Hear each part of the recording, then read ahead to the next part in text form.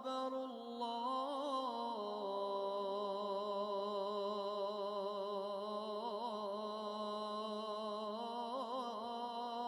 أكبر. Louange à Dieu, maître des univers, nous témoignons qu'il n'y a de Dieu que Dieu et que Muhammad sallallahu alayhi wa sallam est le messager de Dieu qui a dit « Crains Dieu où que tu sois ». Mes chers frères et sœurs en islam, je vous recommande ainsi qu'à moi-même la piété, le fait de craindre Allah. Allah est avec ceux qui le craignent. Nous avons vu, mes chers frères et sœurs en islam, dans les deux précédents sermons, que le mois de Ramadan vient à nous porteur de messages. Il est le mois de la piété, qui est à l'origine du bonheur authentique. Il est le mois du Coran auquel nous devons nous tenir fermement en le lisant, en méditant son sens, en mettant en pratique ses prescriptions. Quant au contenu du troisième message, il comprend l'annonce que ce mois permet à l'adorateur et au serviteur de se rapprocher de Dieu, exalté soit-il. On trouve en effet ce verset, inséré entre les versets qui nous parlent du jeûne. Et quand mes serviteurs t'interrogent sur moi, je suis tout proche. Je réponds à l'invocation de qui m'invoque lorsqu'il m'invoque.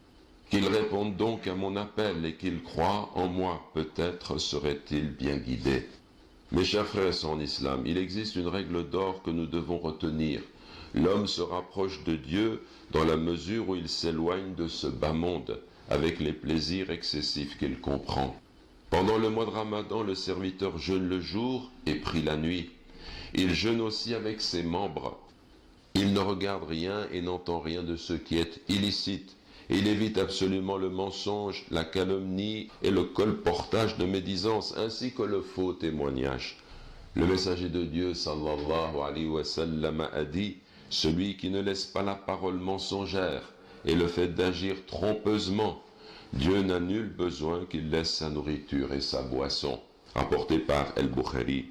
Mes chers frères et sœurs en islam, celui qui veut se rapprocher de Dieu doit se détacher du monde. Allah le Très-Haut dit « La vie de ce bas monde n'est qu'amusement et jeu. La demeure de l'au-delà est assurément la vraie vie, s'il savait. » Sahl ibn Sa'd, que Dieu soit satisfait de lui, a déclaré « Un homme vint trouver le prophète, sallallahu alayhi wa sallam, et lui dit « Ô messager de Dieu, indique-moi une action dont l'accomplissement me vaudra l'amour de Dieu et l'amour des hommes. » Il lui répondit « Détache-toi de ce monde, Dieu t'aimera.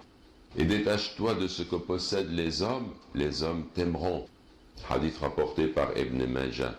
Et nous avons dans notre prophète, sallallahu alayhi wa sallam, le meilleur exemple de ce que représente concrètement ce détachement. L'islam, ce ne sont pas seulement des théories, mais notre prophète, sallallahu alayhi wa sallam, il était l'exemple vivant de la mise en application de ces préceptes.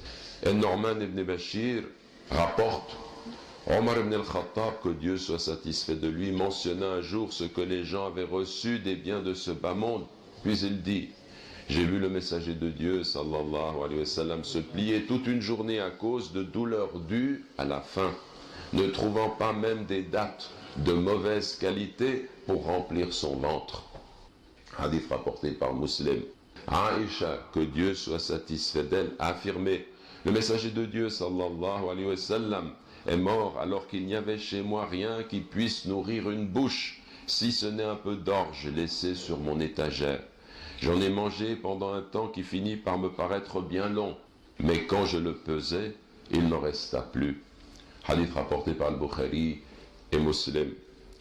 Amr ibn al-Harith, que Dieu soit satisfait de lui, le beau-frère du messager de Dieu, le frère de Juwayriya bint al-Harith, radiallahu anha, l'épouse du prophète, sallallahu alayhi wa sallam, a dit, le messager de Dieu n'a laissé à sa mort ni dirham, ni dinar, ni serviteur, homme ou femme, ni rien, sinon sa mule, son arme et un terrain qu'il donna en aumône aux voyageurs.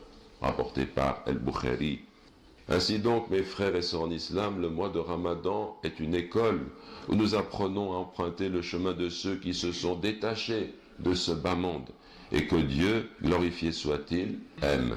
Nous demandons à Allah d'accepter notre jeûne et nos prières et de guider nos cœurs vers un détachement sincère. Allahumma amin. Allahumma amin.